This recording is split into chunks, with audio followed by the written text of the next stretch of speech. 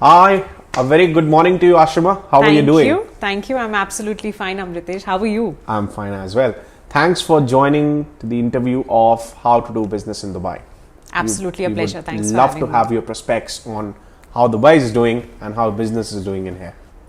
Well, you can already see that we are sitting across a great landscape. Dubai is just skyrocketing as always. I think very peculiar things are happening, especially after the Expo 2020. We see these relaxations and liberalizations and this sudden influx of everything beautiful that's related to culture and diversity and inclusion. So I think that's the overall thing that's happening in UAE, and not to forget the digital and technological encroachments that have been taking place. So many brands and so many people, many faces. I think they all have one anthem, that is Dubai is the place to be. Yeah, if the Dubai bling. Yes. Habibi, come to Dubai, right? Habibi, come to Dubai. Yeah. Okay, on those lines, there is something very important which probably I would want you to reflect on, having so much of experience in this market. When it comes to the people of Dubai and the consumers of Dubai, what are those behavioral factors you feel are important when it comes to someone who wants to do business over here should keep in mind while starting a business or launching a product or a website or anything for that matter? Good question. I think Dubai by nature is very cosmopolitan. So if you are somebody who's going to be coming over here with a very set, sophisticated, definitive target, I think that's perhaps going to be a challenge and a restraining factor. You could be very great with targeting your consumers and customers. Starting a business would actually not really require you to focus too much on products or services, and I'll tell you why. Over here, emotions and promises sell. People love to associate themselves for a cause. People are very well aware over here. Consumers, look at the Gen Z, or even if you look at the early millennials, they are doing very, very aggressively positive, I would say. They're aware, they're conscious, they're very choosy when they pick brands, and they love to associate themselves, as I said, for a cause. For example, take the Giving Movement, the very famous fashion brand that's a UAE-born name. If you look at their clothings, they are just simple monocolors, solid colors, quads. That's it. Loungewear. Okay. But the fact that people are looking for a reason to make it very easy for them to associate themselves to hashtags like sustainability, go organic, save the planet, be there for a cause. I think brands should definitely look at these things. Selling a promise. Yeah, the consumers are quite aware of, very aware. What is happening around the globe and what is important as a cause for the entire community and, for that matter, the people on the earth. Yes. So people are quite influenced with that, and that brings in their behavioral side of understanding a business and then doing, any kind of transactions with them.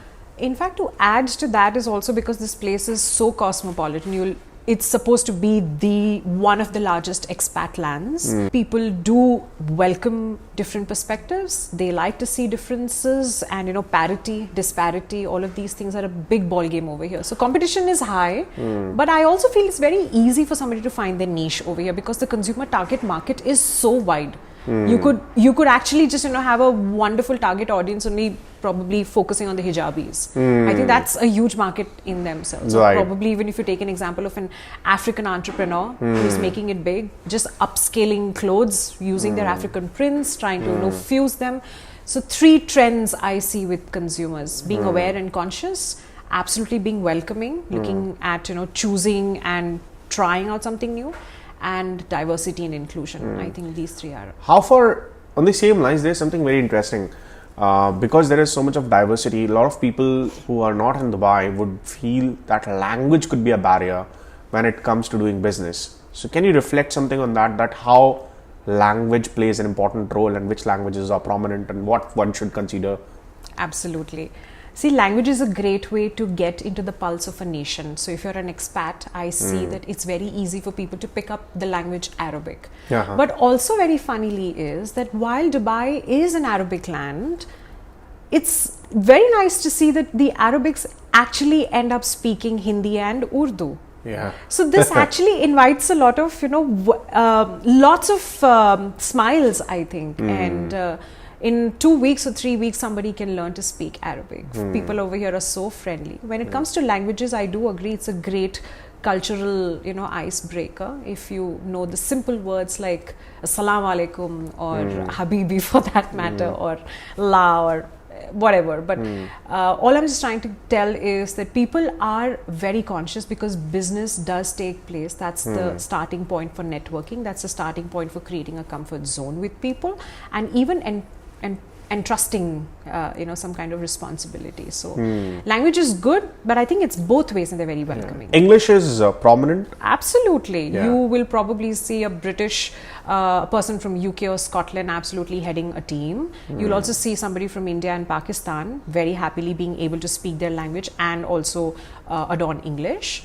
And I also see a lot of French now being spoken. Chinese investments in absolutely. It's increasing like anything. Absolutely. And we see. So I think there are 2-3 languages that are very well understood and accepted. So language is not a barrier over here. I think language is an initiative.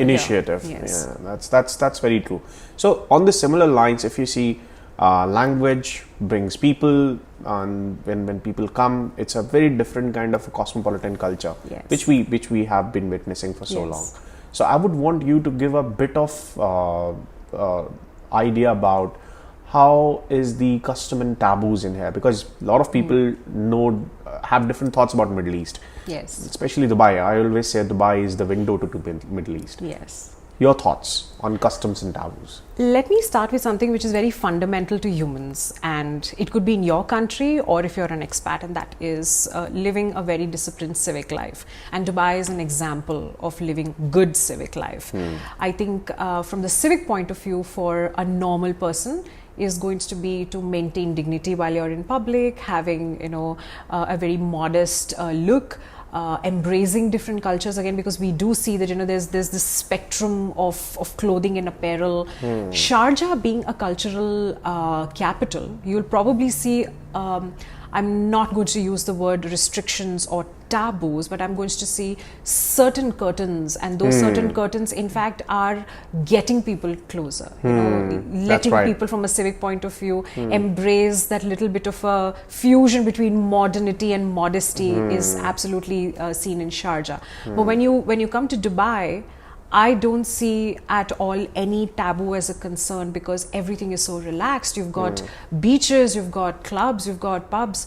But one thing I think is a taboo is, again, being an Islamic capital. The way that they have, in fact, uplifted the Islamic values of modernism, embracing other cultures. I think a great example would be the recent peace treaty with Israel. Yeah. They have set an example for the world. They've changed. Yeah. They've barred the cliche, it's out of the window, and I think this is, they are definitely exemplar. In fact, our working cultures have been so much married to the Western world that there is no more Fridays off, but Saturday, Sundays and off, and Friday prayers. They give a separate time for people to go and bite to their religion. So. And it's also very nice to see that perhaps you could not be an Islamic person, like I am not, but it's so easy and seamless for me to be a part of their culture and enjoy it. That's true. So that's how they present it to you, the way it should be and the way it is. That's great. Yes. So bringing those thoughts from the culture of in Dubai, what do you think about consumer products? So do you find that culture is something which contributes to the overall product development or launching of new products or launching of new businesses? So what do you see when it comes to products, new businesses being launched or coming up in Dubai? What's your thoughts on it? I am going to use the hashtag experiential. And when I use products and services and I attach those words to it, and I'll give you an example. You go out to a restaurant over here, that restaurant is going to not only serve you good food, but definitely let you go back home with a great experience that you're going to come back with. Everything is service oriented. You take this new place that I was visiting. I visited in fact last week, and that was Mamma Mia. And I was so excited to see, the African culture come alive. Yeah. And you'll see everybody rather over there sitting there and enjoying, the beats and, the bongos and the dance. And I think that's experience, Yeah. They bring culture, they serve culture to you. Yeah. And that's the best part. I've been seeing a few Korean products coming Yeah. in over here. It could be Mochis. K-beauty. Yes. Recently, Baskin Robbins launched that mochi ice creams. Yes. Yeah. And I had the opportunity to eat mochis at Wagamama. Ah, yeah, Wagamama. And yeah. it's a delight. I Yeah. mean, where otherwise would you be at the center of the country and the world's cultures coming And to you have brought a very interesting, food factor into Yes. the, products and about consumer products, and also I would say yes, when it comes to diversity of food Yes. in here and the authenticity of that food. Absolutely, absolutely, they nail it. Like Yeah. I was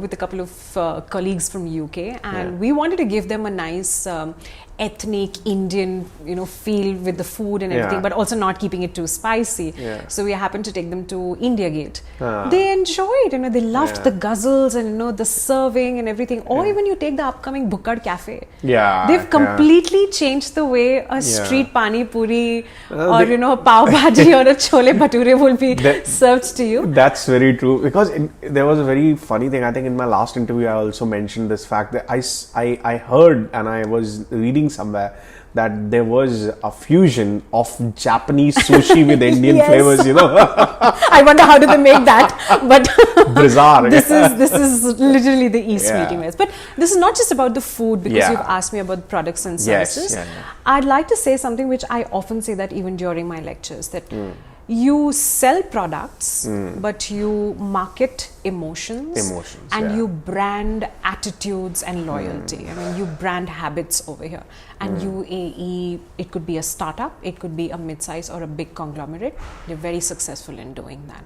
They are very ahead in the game. They're ahead of the curve, I would say, in giving people a cause, a reason to attach themselves, and experience is at the core and at the center of these products and services. Superb.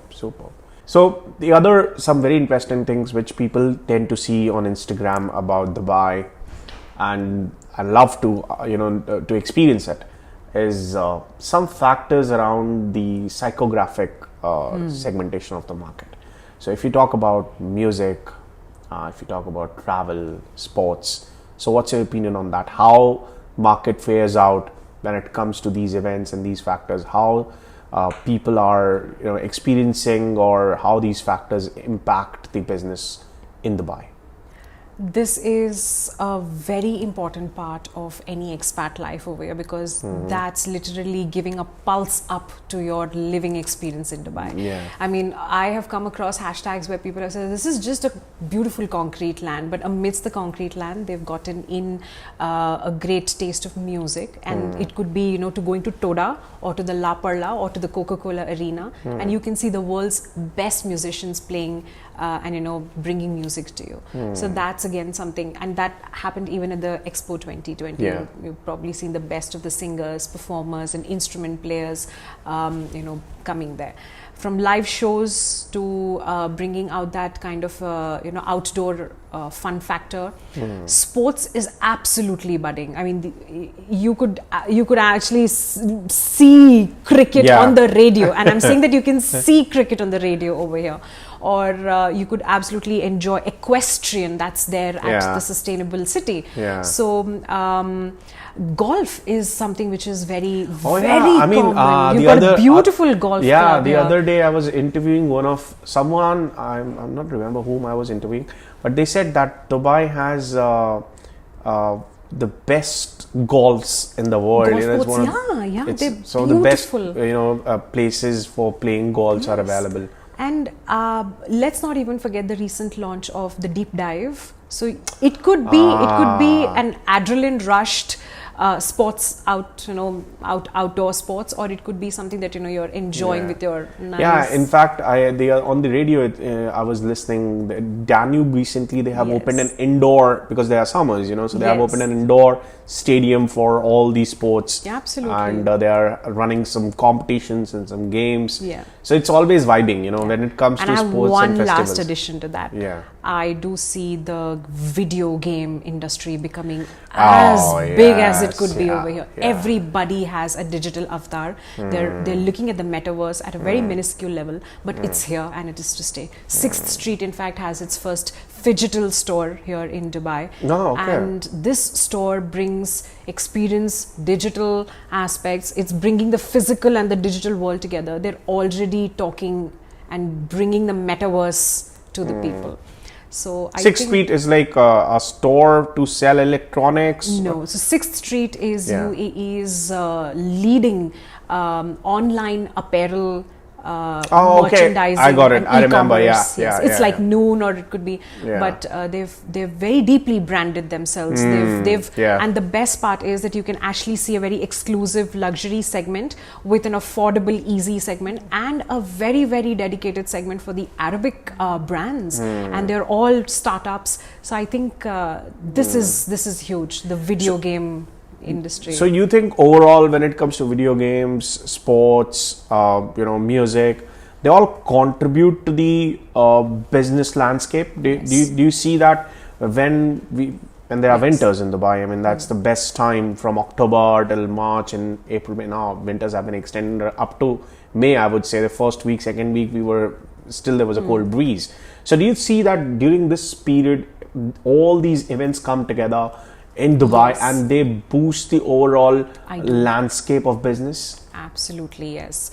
After the launch of even the Museum of Future, the number of summits and conferences that have taken place, they could be on retail, it could be on robotics, and the recent one was just a Being She conference of all the leading women who were beautifully and stunningly in their gowns posing, and so it's all about promotion. They don't want to. I think Dubai has moved away from just making a hub for only business, but they've gotten all the best of experience, culture. It could be food, sports, and it does that. I think it does accelerate business over here, because businesses have moved out of conference rooms to maybe a cafe down there. So you would definitely want to love the ambience and have a casual talk and see that if business can be scaled just more than the financial aspects. And I think a lot of businesses, for that matter, they happen at a coffee in a cafeteria. Someone might be selling a villa, you never doing know. $1 million investment, and just over a cup of coffee. So yes, that happens. One thing very interesting about Dubai, and I would want you to reflect on travel. So Middle East, when it comes to Dubai, it's right in the middle of the East, and it's good proximity to the Indian subcontinent and Southeast of Asia and the Europe. So how far it is easy for people to travel for vacations and for holidays to the other parts of the Europe, people who are coming from Europe to Asia or from Asia to Europe? Good question. I think we're right at the core of all of these budding destinations. Last time I was reading this report by Deloitte, and they said that the number of travels that have increased have been in fact double since COVID, because accessibility to these places like Azerbaijan, Baku, Maldives, or Malaysia, or Vietnam, Phuket, and at such affordable prices. And how do they afford to do that? Is because the ecosystem itself is so strong, the business itself is so strong. They want to create this place as the lucrative place for you to come, stay here, but also not get stuck over here. And I was watching this TED talk where somebody said that Dubai somehow gives people the flexibility, the agility to live, and he beautifully tagged this place as the luxurious place for nomadic life. The luxurious nomadic life. Luxurious nomadic I mean, life, imagine that you're a young person, you're a single person, you have no liability on you. You can absolutely take a fully furnished apartment, live your life, earn your money, go for vacations, and come back. So you're not caged here. Exactly. And everything is very accessible. And 3 hours flight to the Europe, 3 hour flights to the Southeast of Asia, I mean, not Southeast, but I would say Indian subcontinent. So this place aids a lot of travel, movement of people around the globe. So that was something interesting I wanted you to reflect on. Another very interesting part is related to social interests of people. So we experienced this, during Ramadan. I think that's the time when Yes. everyone gives. Yes. So your reflections on the social interests of people and how far it impacts the businesses in Dubai. I think since inception, it's the innate default setup in Dubai that it's a very family-oriented place, I would say. I do see a lot of people coming together, and community feeling, the feeling of belongingness definitely reaches the charts with a higher percentage. And I'll tell you why, because you mentioned about Ramadan, and it's not just the people who follow Islam, but everybody who automatically becomes a part of it, from the police, the Dubai police, giving away free food during the fast breaking hours, to somebody being able to still sit openly and eat at a Dubai city center cafe. Yeah, anywhere for that matter, relaxation. From the social perspective, I think the fact of community, the fact of giving back is innate, and we have to give credit to the rich religion and cultural values that people uphold, and they allow others to become a part of it. These grand iftar parties that you see with beautiful tasty food that they serve. So socially, I think this place will always be a home. It's on people who are able to make it a home, but this is going to be home, and they will always embody family and togetherness and community. Such a beautiful compliment for Dubai. Yeah, Absolutely. That's nice. So the other interesting part is media. So when it comes to media, impacting businesses. So what do you think? Social media or above the line media, what is more prominent in here? And if when it comes to businesses, having that impact of media in the community and the market at large, what they should go ahead with, or what they should. I think it's a hybrid. Okay. Media is it's controlled, I would say, in a nature. You're not really going to see anybody just getting up and saying something or broadcasting something. But there's a good side to it. I think that it's a combination, a concoction for me of both. Definitely social media, because everybody is digitally aware and connected. That's one thing. But I also see a lot of conferences taking place and networking events taking place. Yes. And this is a very peculiar to UAE, and people love that. Because I was also in a women conference a while back, just a few weeks back, in Women Who Thrive. It's a community that gets all these women entrepreneurs together, and it's a beautiful open rooftop area with nice drinks being served, people talking, and I think that is. Media over here is basically word of mouth. I do believe that, and you're organized right. Word of mouth. Okay, digital media, yes. I mean, I think that's supplementing and complementing, but basically, I do see that there is a lot of credibility that is given to networking events. Or you could even look at the BNI chapters. The who's who, the who's who of the Dubai industry for all of these chapters are there, and they appreciate it. Or you can even look at the Dubai Airport Show. You can look at the retail summit that happened recently. Or you could look at the Robotium symposium that took place. People are converging, and this year is dedicated to media convergence and technology convergence. That's very much right. In fact, we are part of Product Me community and Dubai TED Talks. Dubai TED Talks. So there are a couple of communities. And these places are very important. Amazing. This is media. This is media. Live, face to face, in time, real time. Let's talk. Let's get to know each other. This is media. This is the real media for Dubai. That's beautiful. That's beautiful. Something which you want to reflect from the KPMG or the McKinsey and PwC report, if you think you want to bring some awareness, what they were talking about when it comes to the psychographic segmentation in Dubai. They've definitely spoken a lot about expenditure and spending habits, and I think I'm going to take away a word from there is that's the frugal spending habits of people. And when I say frugal, I mean the happiness of not owning anything and getting into a liability, but yet owning everything that one could desire. And frugal spending amongst youngsters is very common. I see that. And even the reports, they highlight that in comparison to Oman or Qatar or Bahrain or all of these other Middle Eastern cities that are, Dubai, somehow I was just telling you a while back that, a lot of people think that Dubai is the country, but Dubai is an emirate. It's the United Arab Emirates. And when I see these reports, these percentages, they reflect the importance of how people's mindsets are, and they're ready to spend, and they're ready to spend for quality, for purpose, and for the higher good. People are very well aware of the sustainable development goals over here.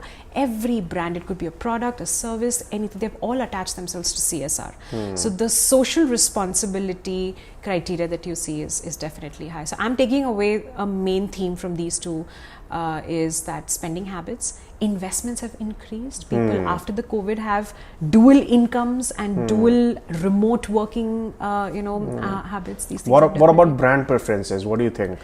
I think people have moved away from flashy, blingy brands.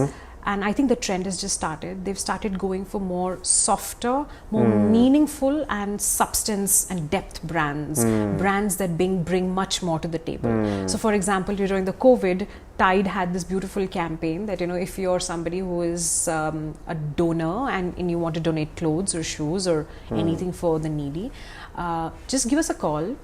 Keep your gunny bags outside. For each kg, you're going to be getting a 30 dirhams. We'll come, we'll pick up, we'll donate it. But all of this becomes an part of upcycling. You take Lush, you buy some products, you go back home, you're finished with your products. What do you do with your empty boxes? Don't throw them away, come back to us. Brand loyalty over here, the habits, the preferences are where people feel that there is a reason to connect with them, so that they can keep going back. And it's not that, because they're getting discounts or they're getting offs. Those are all out of the window. It's the cause that they go for. Yeah. So any brand that you pick up. That's beautiful. Superb. Thanks. So I think it's been really interesting. Thank you. Interviewing you, knowing more about Dubai and the business in Dubai. And I think your reflections are going to impact a very large set of people knowing and want to come and live in Dubai. Absolutely. Thank you so much, Ashima. Thank you so much, Amritesh. Thank you.